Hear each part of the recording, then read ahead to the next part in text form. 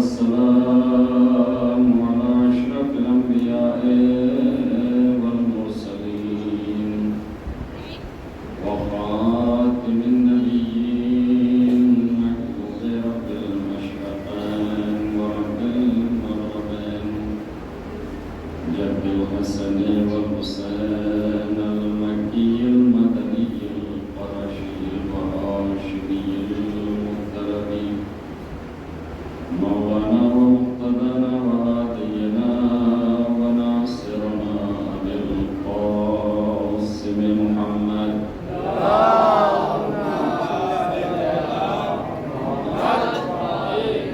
وعلى الطيبين الطاهرين المعصومين المسلومين المنتجبين المنتخبين ولعنة الله على أعدائهم أجمعين من يومنا هذا إلى قيام يوم الدين أما بعد فقد قال الله تبارك وتعالى في كتابه الكريم بسم الله الرحمن الرحيم هو الذي أرسل رسله بالهدى ودين الحق ليظهره على الدين كله ولو كره المشركون صدق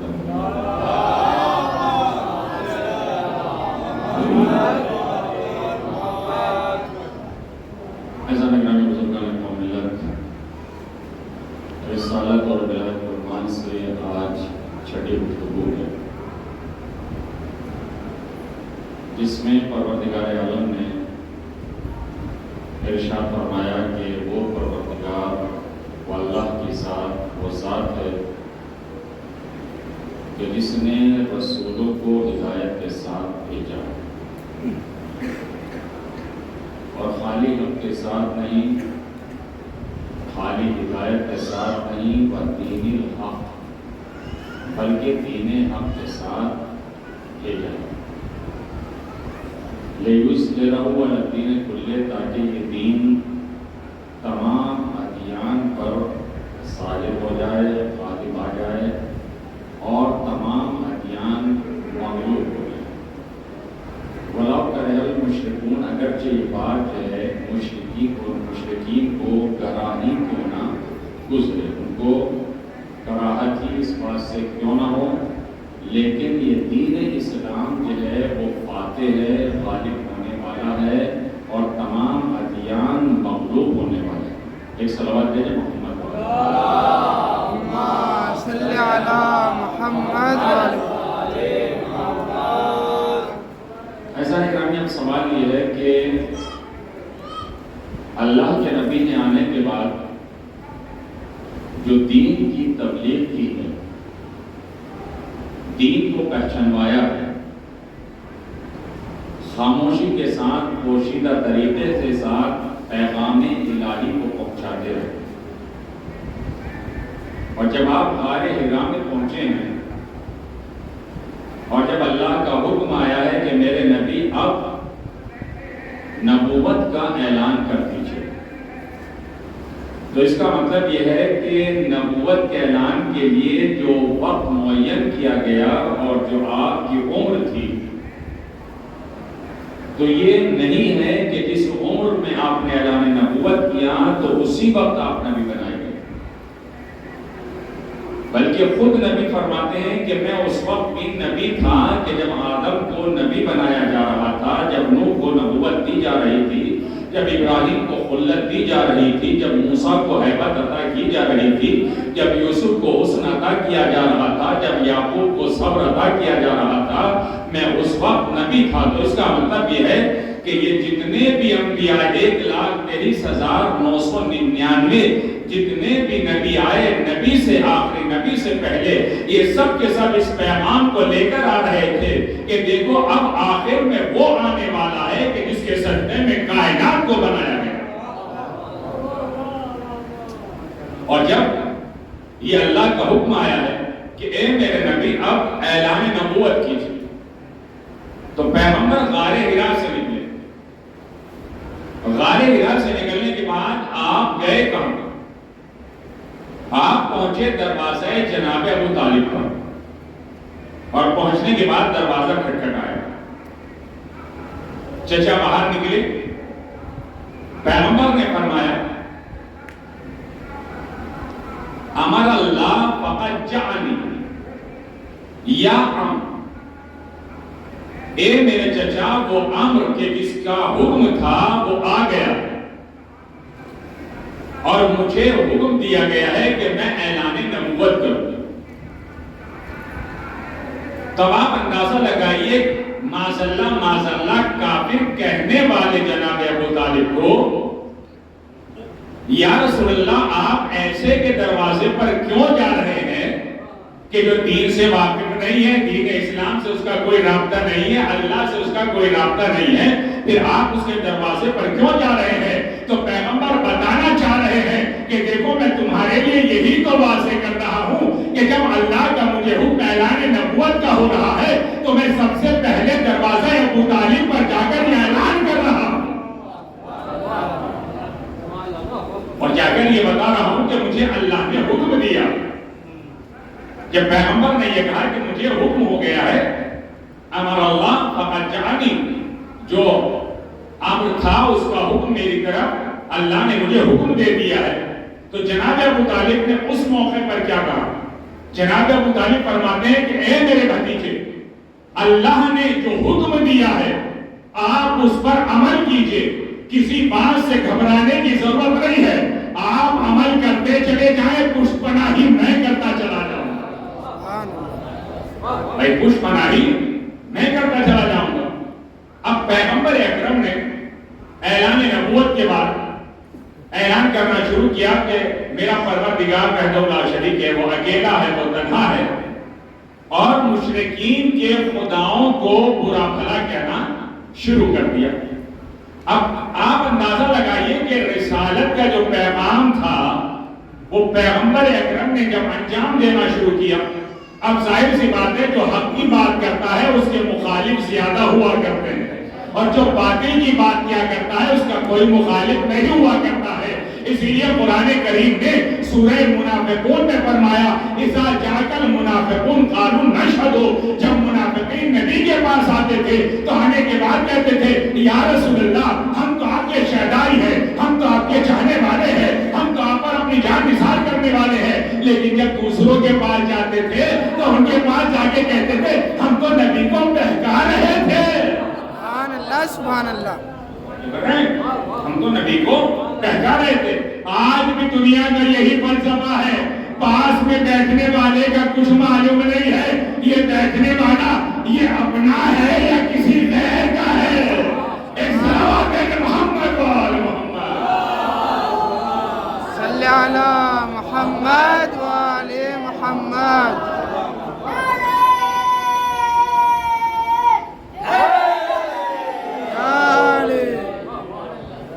اسلام کو سب سے زیادہ نقصان کس سے پہنچا ہے؟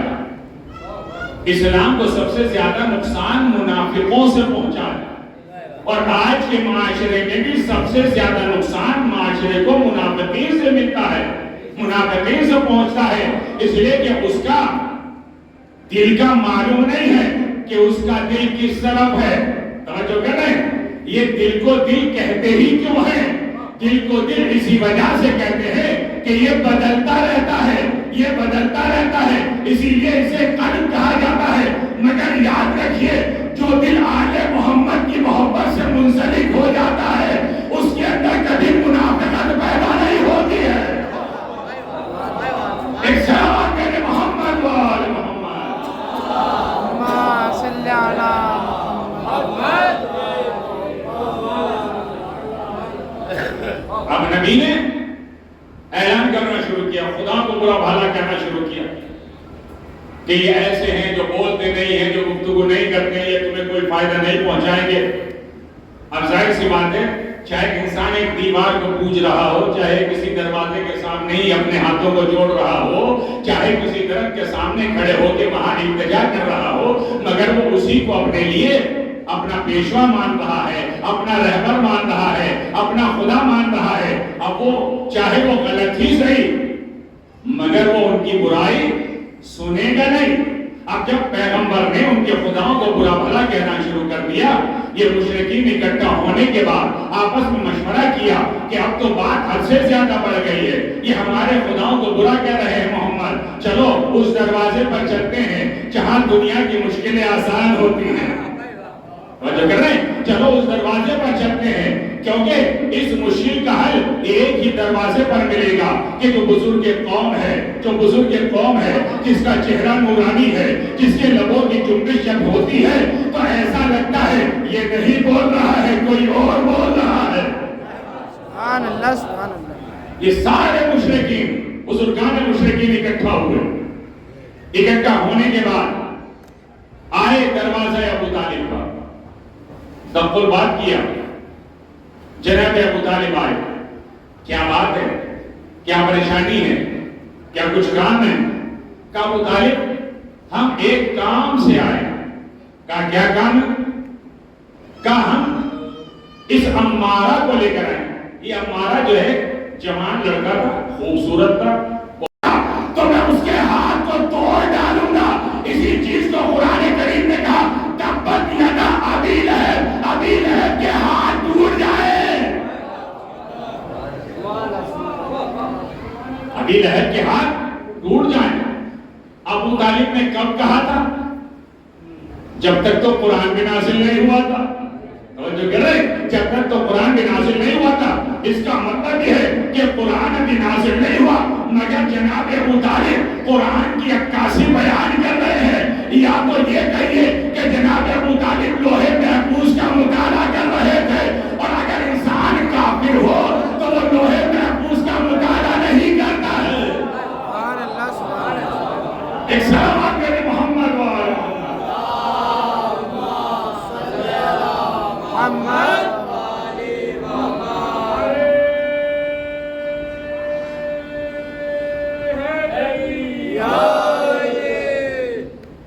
جناب ابو طالب فرماتے ہیں تم نے کتنا اچھا منصوبہ بنایا ہے،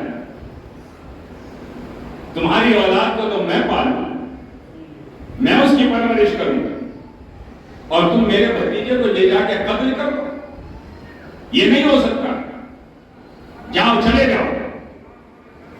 اب پیغمبر اکرم نے جب یہ دیکھا کہ میرے چچا نے میری موافقت کی ہے اور میری پشپناہی کے لیے آپ تیار ہیں، تو پیغمبر نے اب رسالت کا پیغام شروع کر دیا، خدا کی وحدانیت کا اعلان شروع کر دیا۔ اب ہر ایک کے سامنے آپ اخلاق سے پیش آ رہے تھے۔ پیغمبر نے اپنا اخلاق اتنا پیش کیا کہ دشمن بھی کہنے پہ مجبور ہو گیا یہ صادق بھی ہے، یہ امین بھی ہے، ان کا اخلاق بھی کریم ہے۔ بھئی بات تو یہ ہے کہ دشمن تعریف کرنے لگے، اپنا تعریف کرے تو وہ تعریف نہیں ہے، دشمن تعریف کرنے لگے تو یہ سب سے بڑی تعریف ہے۔ ایک صلوات دے محمد وآل محمد۔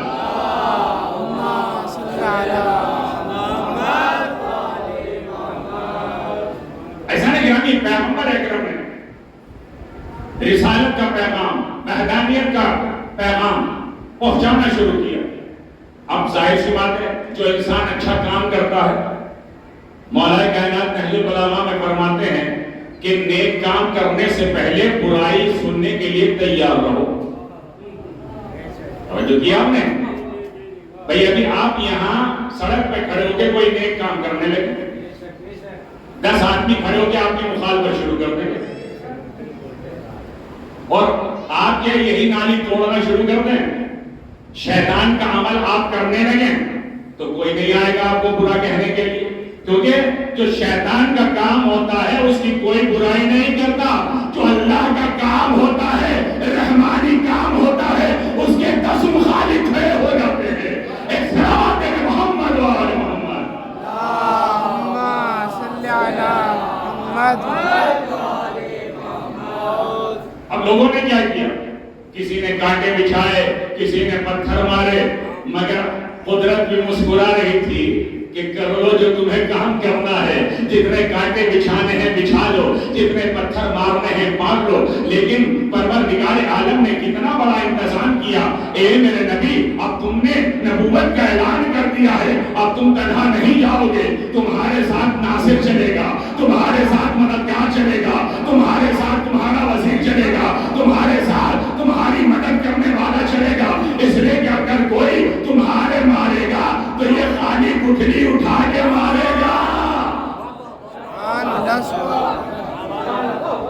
کریں تو یہی گٹھلی گولی کا کام کریں گے. اب کیونکہ بچوں کا مسئلہ تھا, بچوں نے گھروں میں جا کے کہا کہ ہمیں علی نے مارا ہے, ہمیں علی نے مارا ہے, ہمیں علی نے مارا ہے. جب بڑے نکل کے آئے تو لوگوں نے کیا کہا, ارے یہ تو بچوں کا مسئلہ ہے, یہ تو بچوں کا معاملہ ہے, یہ تو بچوں کا مسئلہ ہے. بس عزیزان گرامی, جنہوں نے بچپنے میں علی سے مار کھائی تھی تو جنگ صفین میں انہیں علی کی مار یاد تھی, اسی لیے علی کے سامنے نہیں آ رہے تھے. ایک صحابہ تیرے محمد و آل محمد.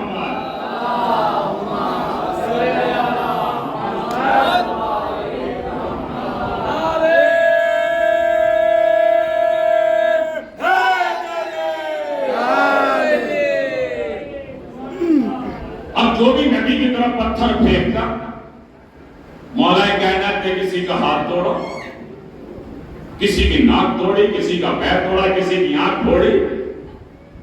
اب یہ ہر ایک جو ہے اپنے ایک عضو کمی کے ساتھ جب سڑکوں پہ نکلتے تھے تو پوچھنے والے پوچھتے تھے, بھائی یہ کیا ہوا, یہ ہاتھ کیسے ٹوٹ گیا, یہ آنکھ کیسے پھوٹ گئی, یہ سر کیسے پھوٹ گیا. تو ہر ایک کہتا تھا علی نے ایسا کیا ہے, علی نے ایسا کیا ہے, علی نے ایسا کیا ہے. اللہ کو یہ ادا اتنی پسند آئی, اے میرے نبی یہ تمہاری حفاظت کے لیے آگے بڑھ رہا ہے, میں ایسا کروں گا کہ کائنات میں اگر علی کا نام کا چرچا نہ ہو جائے تو مجھے خدا مت کہہ دینا.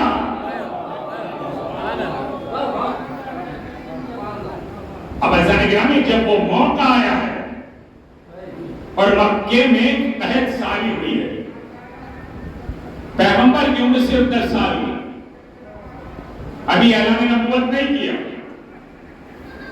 اتنی قحط سالی کے جانور پیاس سے مرنے لگے, بھیڑیں پیاس سے مرنے لگے.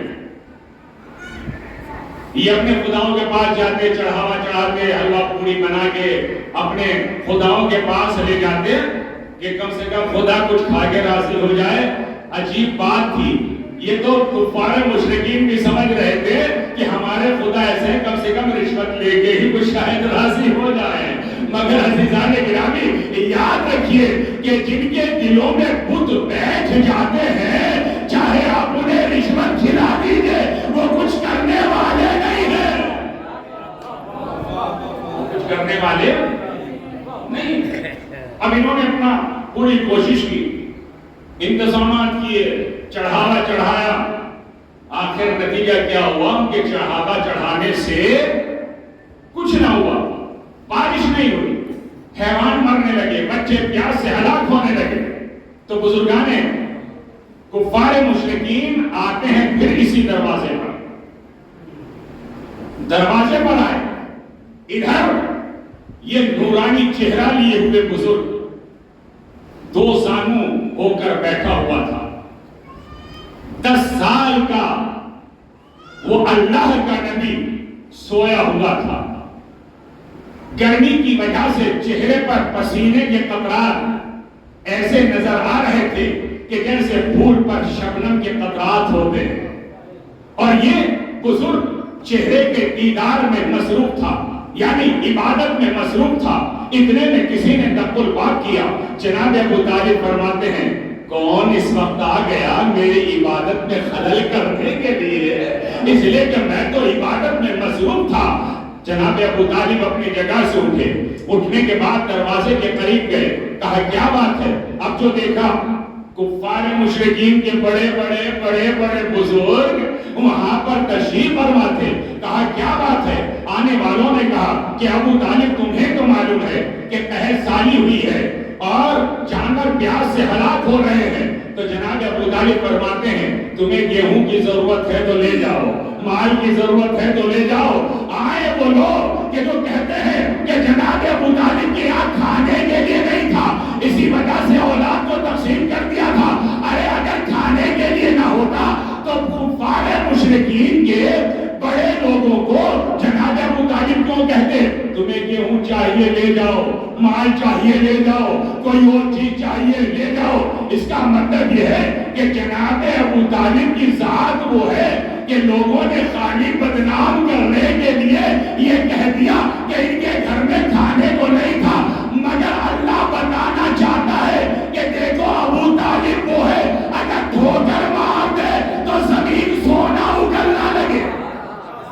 اللہ سبحان اللہ. جناب ابو طالب فرماتے ہیں تمہیں چاہیے گا. یہ جو بزرگ آئے تھے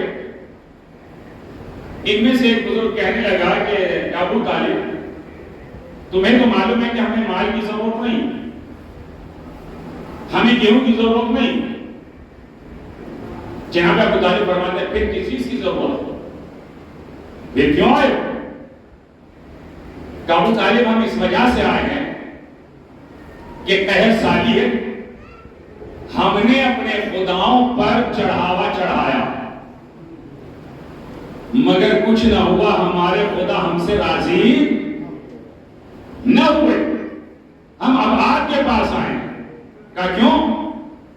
کہ ابو طالب آپ اپنے بھتیجے سے کہیے کہ اگر وہ اپنی پشت کو خانہ کعبہ کی دیوار سے لگا دے گا تو اس کا رب برداشت نہیں کرے گا کہ میرا نبی میرا بندہ اپنی پشت کو گرمی کے عالم میں دیوار کعبہ سے لگائے اور بارش نازل کر دے گا.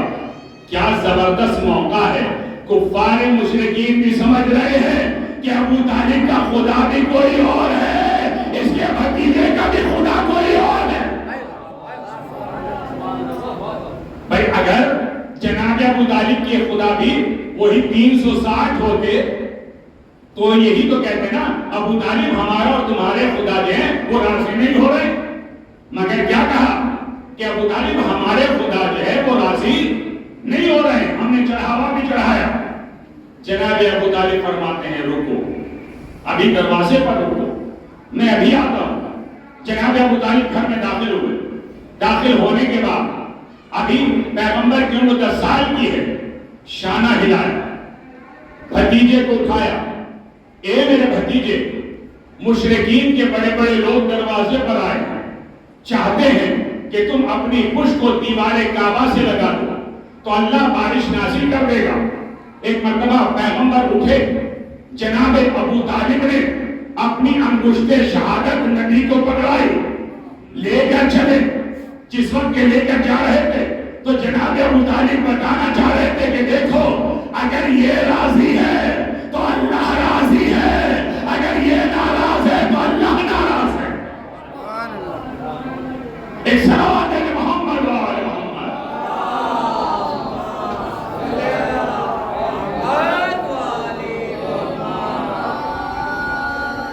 خرامہ خرامہ پیغمبر چلے, ایسے قدم اپنے بڑھاتے چلے کہ جیسے پھول سے خوشبو نکلی, ایسے قدم بڑھاتے ہوئے چلے کہ جیسے کوئی اپنے محبوب کی زیارت کے لیے جا رہا ہے. پیغمبر اکرم آہستہ آہستہ تشریف لے جا رہے ہیں, خانہ کعبہ کے نزدیک پہنچے. پیغمبر نے اپنی پشت کو دیوار کعبہ سے لگایا. جیسے ہی پیغمبر نے اپنی پشت کو دیوار کعبہ سے لگایا, کفار مشرکین کہتے ہیں ہم نے دیکھا چاروں طرف سے بادل گرجنا شروع ہو گئے, بادل گرجنا شروع ہو گئے. اس کا مطلب یہ ہے جب بادل گرجنے لگے تو کفار مشرکین کہتے ہیں جیسے ہی ابو طالب کے بھتیجے نے اپنی پشت کو دیوار کعبہ سے لگایا تو بادل گرجنا شروع ہو گئے. اللہ کو برداشت نہ ہوا کہ میرا حبیب اپنی پشت کو دیوار کعبہ سے لگائے. بارش پڑنا شروع ہو گئی, تیز بارش, موسلادھار بارش ہوئی. اب کفار مشرکین بھیگتے ہوئے جا رہے تھے, یہ کہتے جا رہے تھے ابو طالب تیرا شکریہ, ابو طالب تمہارا شکریہ, ابو طالب تمہارا شکریہ, ابو طالب تمہارا شکریہ کہ تم نے محمد سے دعا کرا دی, تم نے محمد سے بارش کرا دی. بس ایک مرتبہ پروردگار عالم کو بھی یہ انداز بڑا پسند آیا. جب بڑا پسند آیا تو شاید آواز قدرت آئی ہوگی, اے میرے ابو طالب تو نے میرے محمد کا نام روشن کیا ہے, ایک دن آئے گا میں تیرے بیٹے کو خانہ کعبہ میں پیدا کر کے ساری دنیا سے علی علی نہ کہلوا دوں. ایک صلوات ہے محمد و آل محمد.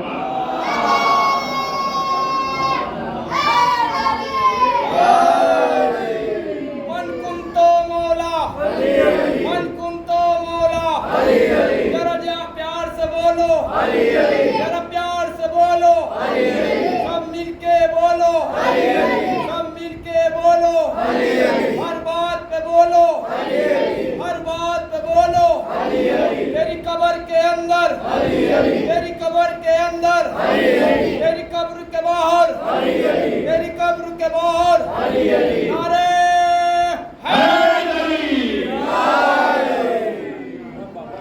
ایسا نگرامی میرے بزرگوں میرے جوان، ہر منزل پر نبی نے جہاں اپنے کو پہچنوایا ہے تو علی کو ساتھ پہچنوایا ہے. نبی فرماتے ہیں خلق اللہ من نور وجہ علی ابن ابی طالب 70,000 ملک. نبی نے فرمایا کہ اللہ نے علی کے چہرے کے نور سے 70,000 ملائکہ کو خلق کیا. 70,000 ملک یستغفرونہ ولمحبہ. نبی فرماتے ہیں ان فرشتوں کا کام کیا ہے؟ ان فرشتوں کا کام ہے استغفار کرنا. یہ استغفار کرتے ہیں ولمحبہ ہے. کس کے لیے؟ علی سے محبت کرنے والوں کے لیے. یعنی ان 70,000 ملائکہ کا کام صرف یہ ہے کہ جو علی سے محبت کرتا ہے یہ اس کے لیے استغفار کرتے ہیں، اللہ کی بارگاہ میں توبہ کرتے ہیں. بس اب نہ کہیے گا کہ علی کا چاہنے والا جب اس دنیا سے جاتا ہے تو اس کی برائیوں کو ختم کیوں کر دیا جاتا ہے؟ اس وجہ سے جس طریقے سے آگ لکڑی کو کھا جاتی ہے اسی طریقے سے علی کی محبت برائیوں کو ختم کر دیتی ہے. ایک صلوات ہے محمد و آل محمد.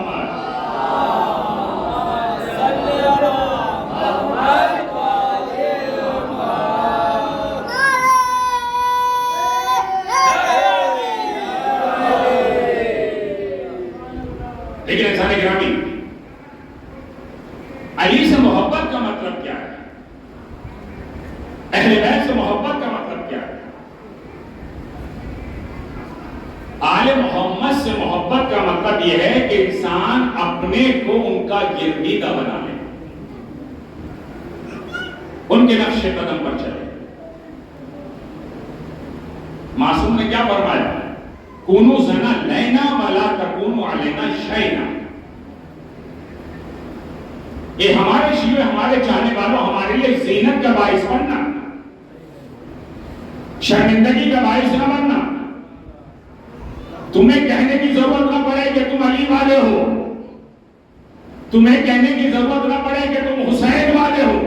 جب تم راستہ چلو تو اس طریقے سے چلو کہ دیکھنے والا یہ کہے یہ جانے والا یا علی والا لگتا ہے یا حسین والا لگتا ہے. اس لیے کہ یہ تمہارا کردار ہے جو اس چیز کی گواہی دے. آج ہم خود جو ہے بڑے خوش ہو جاتے ہیں، ہم بڑے مومن ہیں، ہم بڑے متقی ہیں، بڑے پرہیزگار ہیں. انسان اپنے کو بڑا مقدس بنا کے رکھتا ہے، مگر چوتھے امام امام زین العابدین علیہ السلام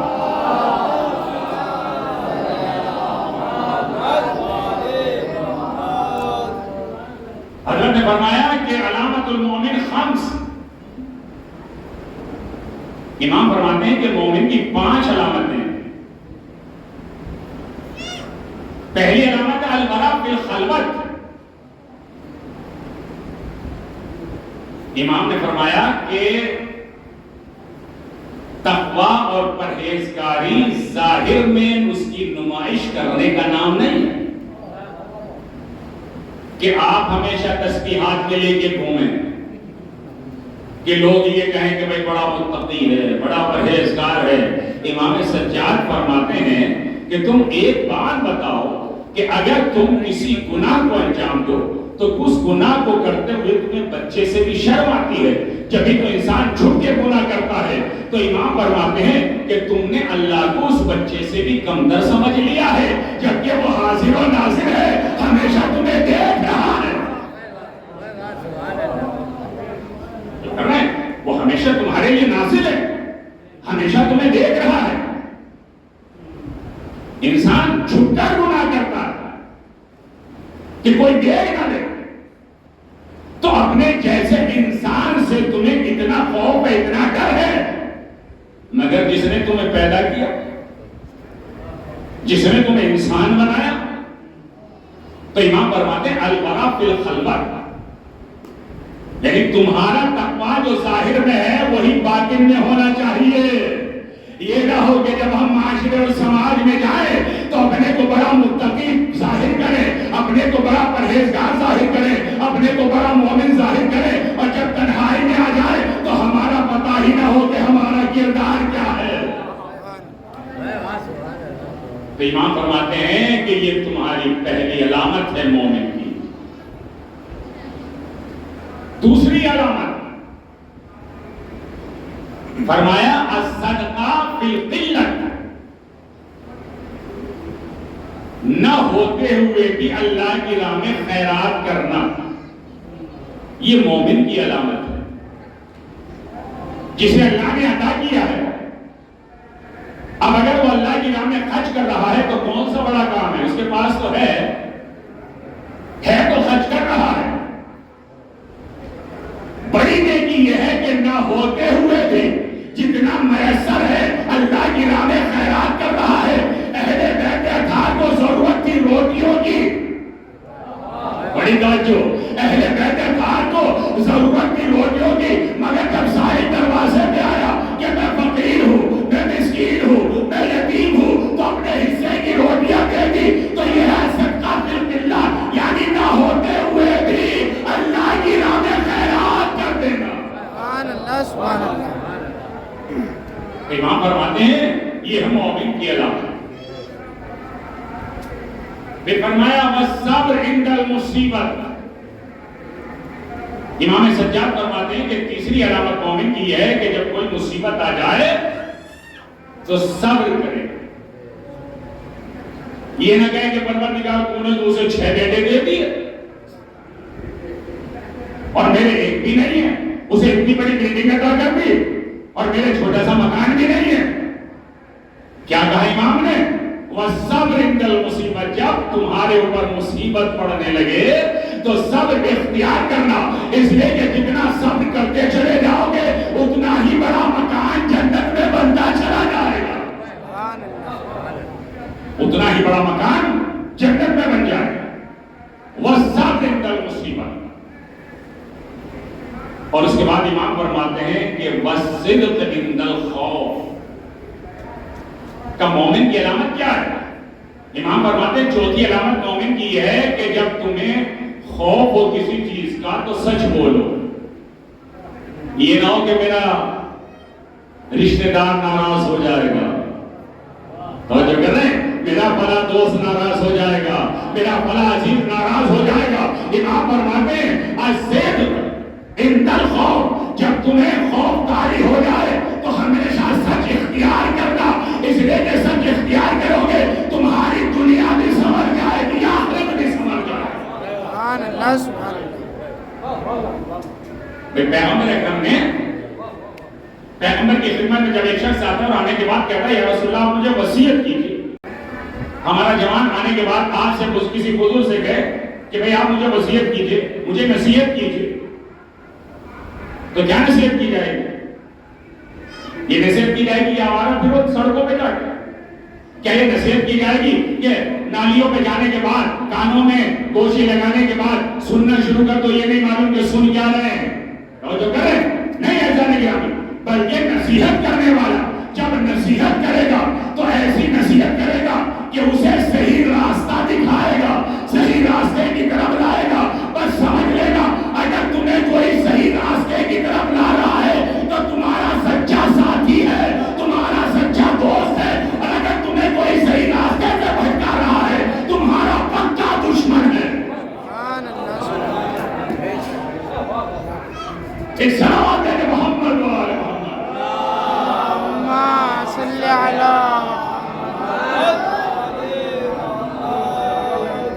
تو جب اس نے آنے کے بعد پیغمبر سے کہا یا رسول اللہ مجھے نصیحت کیجیے جس پر میں عمل کروں.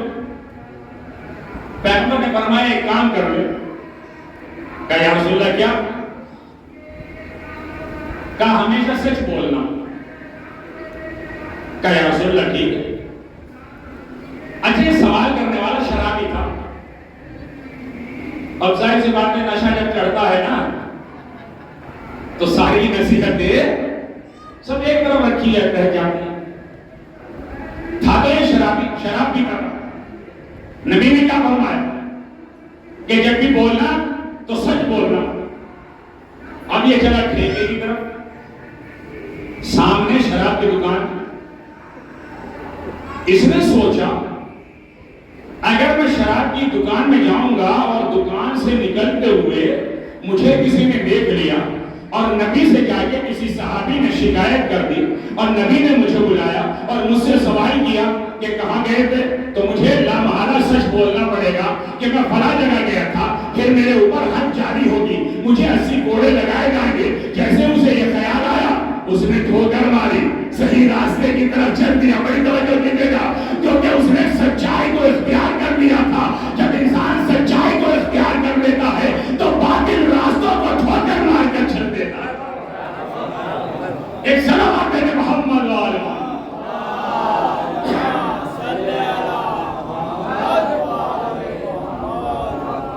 تو امام سجاد فرماتے ہیں الصدق عند الخوف، سچ بولو، سچائی کو اختیار کرو. آخری اللہ نے فرمایا والحلم عند الغضب. امام فرماتے ہیں جب تمہیں غصہ آئے نا تو غصے کو پی جاؤ،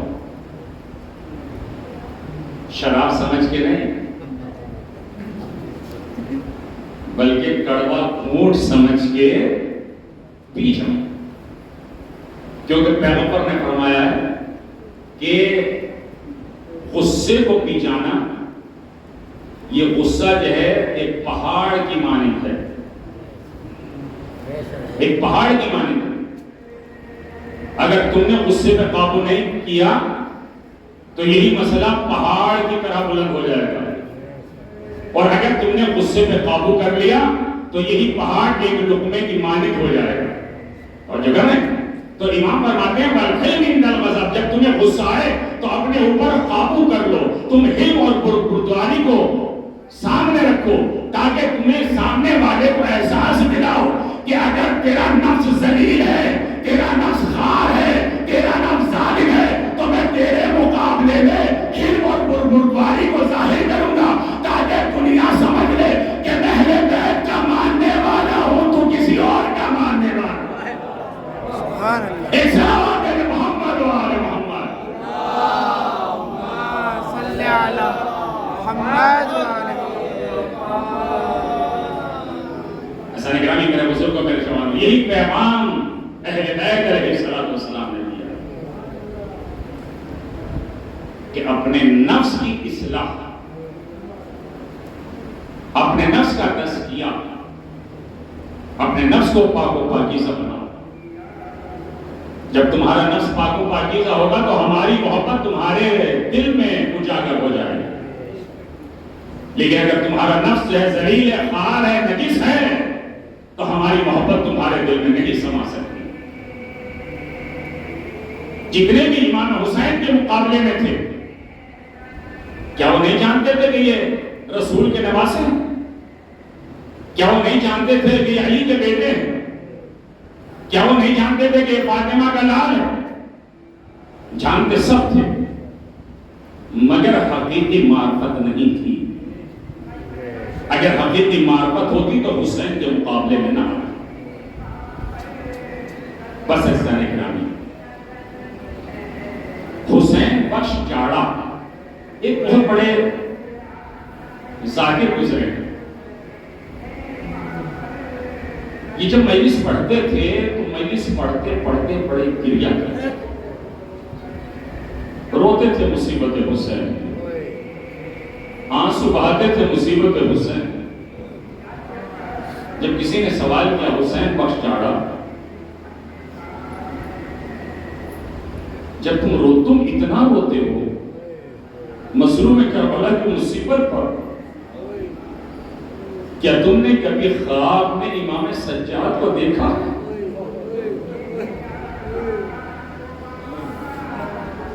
حسین بخش جاڑا کہتے ہیں کہ ہاں، میں نے دیکھا کہ امام سجاد خون کے آنسو رو رہے. میں نے ہاتھوں کو جوڑ کے کہا مولا آپ خون کے آنسو کیوں روتے؟ امام سجاد فرماتے حسین بخش جاڑا ہم نے خون کے آنسو اس وقت سے رونا شروع کر دیے جب سے پھپھی اماں کی چادر چھینی گئی، سکینہ کے تماچے لگائے گئے۔ جزاکم اللہ خیر خدا کی سبب میں نہ رلائے سپائے ہمیں مسلم کربلا کہ ایسی سبائی اس کا منصر گریا ہے۔ روایت کہتی ہے جب اسیروں کو 11 محرم کو لے جایا جانے لگا، شیخ جعفر شوستری فرماتے ہیں زینب کی نظر لاش حسین پہ پڑی، زینب نے اپنے کو اونٹ سے گرایا، آئے زینب گھٹنیوں کے بل چلتی ہوئی لاش حسین کے قریب آئی، آنے کے بعد زینب گھٹنیوں کے بل کھڑی ہو گئی، مدینے کا رخ کر کے زینب کہتی ہے نانا نانا اپنے حسین کے گلے کے بوسے لیے، نانا اپنے حسین کے سینے کے بوسے لیے، نانا اپنے حسین کے بازوؤں پہ بوسے دیے، لیکن نانا آج زینب جہاں بوسا لے گی وہاں نانا آپ نے بوسا دیا، اے نانا وہاں اماں زہرا نے بوسا دیا، اے نانا وہاں میرے بابا علی نے بوسا دیا، یہ کہہ کے زینب نے اپنے دونوں ہاتھ حسین کی کٹی گردن پر رکھے، آئے زینب رو کے کہتی ہے اے میرے ماں جائے ارے مجھے معاف کر دینا، تیرے ہاتھ بسے گردن بندے ہوئے ہیں، اے میرے ماں جائے ورنہ میں بالوں سے سایہ کر لیتی، اے حسین ارے میری چادر چھن گئی۔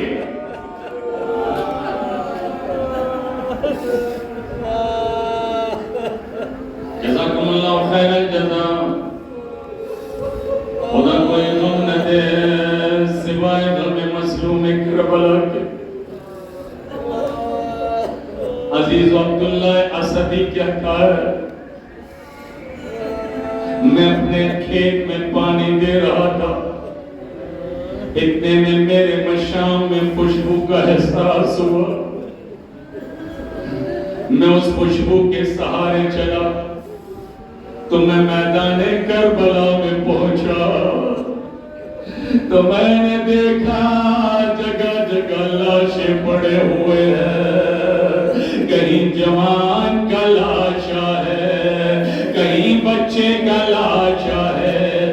عبداللہ اسدی کہتا ہے میں دریا کے کنارے گیا تو میں نے 32 سالہ جوان کا لاشا دیکھا کہ جس کے بازو کٹے ہوئے تھے۔ عبداللہ اسدی کہتا ہے میں اپنی لاشوں کو دیکھ رہا تھا، اتنے میں سامنے سے ایک شیر آتا ہوا نظر آیا، میں خوف کے مارے جھاڑی کے پیچھے چھپ گیا تو میں نے عجیب منظر دیکھا، وہ شیر آ رہا ہے، میں نے اپنے دل میں خیال کیا ابھی تک تو یہ لاشیں محفوظ تھے، اب نہ جانے یہ شیر پہ حرمتی کرے گا۔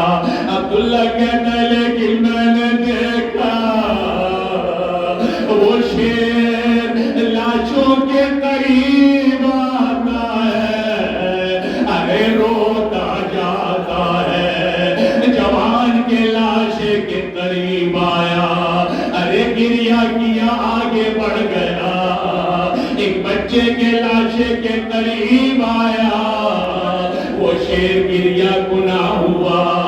عبداللہ کہتا ہے وہ شیر ایک لاش بے سر کے قریب آیا، اس لاش کا طواف کرتا جاتا تھا، ارے روتا جاتا تھا، اس کی آنکھوں سے آنسوؤں کا سیلاب جاری تھا۔ ایک مرتبہ میں نے دیکھا وہ شیر اس لاش بے سر کے قدموں میں آیا، اپنے سر کو قدموں میں رکھا، ایک چیخ مار کر ارے بے ہوش ہو گیا۔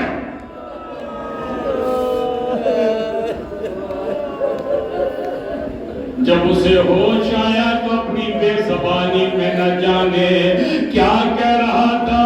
عبداللہ کہتا ہے میں نے غور سے دیکھا وہ شیر کچھ کہہ رہا ہے، کہتا جاتا ہے روتا جاتا ہے، کہتا جاتا ہے روتا جاتا ہے۔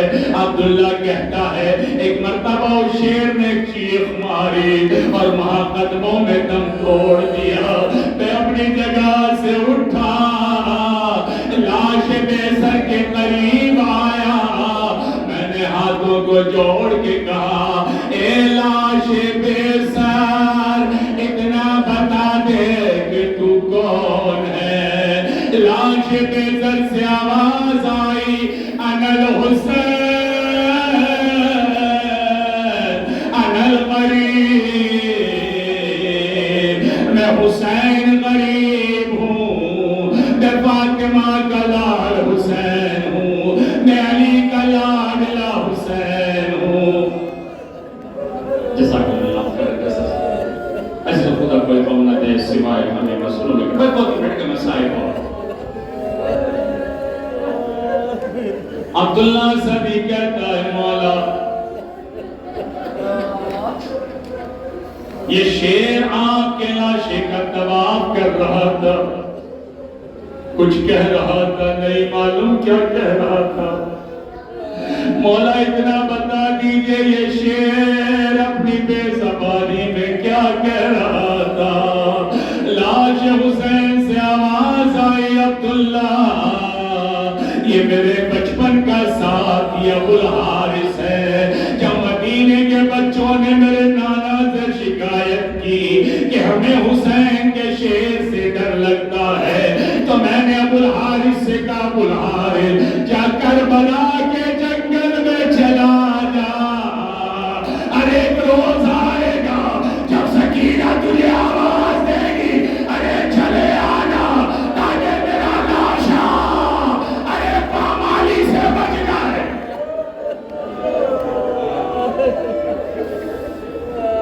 لیکن عبداللہ یہ شعر اس وقت آیا جب میرے لاشے پہ گھوڑے دوڑا دیے گئے۔ یہ شعر آنے کے بعد دوڑے بار بار کر رو رہا تھا۔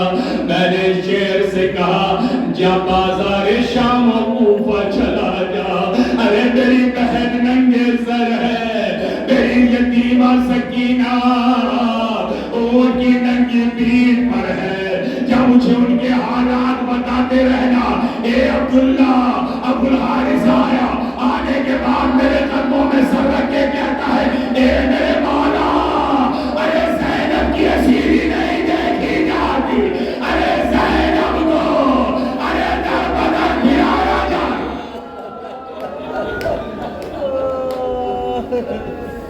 جزاکم اللہ خیر۔ بچو آخری جملہ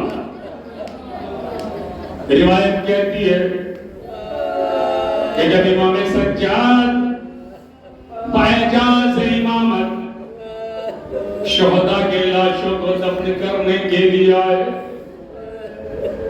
تو عبداللہ کہتا ہے کہ ہم اسدی لوگ لاشوں کو دیکھ رہے تھے، ہمیں نہیں معلوم تھا کہ کون سا کس کا لاشا ہے، مگر ہم نے دیکھا کہ ایک لاغر و بیمار سامنے سے چلا رہا ہے۔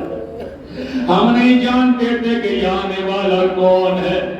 آنے والے نے ہمیں حکم دیا بڑی سی قبر بنائی جائے، ہم نے بڑی سی قبر بنائی، تمام شہداء کے لاشوں کو قبر میں اتارا گیا۔ لیکن عزیزان گرامی یہ اسدی لوگ کہتے ہیں کہ ہم نے دیکھا ہے کہ ایک مرتبہ اس بیمار نے قبر بنائی، اس لاش بے سر کو کے پہلو میں جوان بیٹے کو لٹایا. ارے جب وہ بیمار لاشوں کو دفن کر چکا تو ایک مرتبہ اس بیمار نے آواز دی, اے میرے بابا, بھیا اصغر کا لاشا نظر نہیں آتا, بھیا اصغر کا لاشا نظر نہیں آتا. ارے لاش حسین سے آواز آئی, اے میرے لال سجاد. ارے ظالموں نے اصغر کے لاشے کو میرے پہلو میں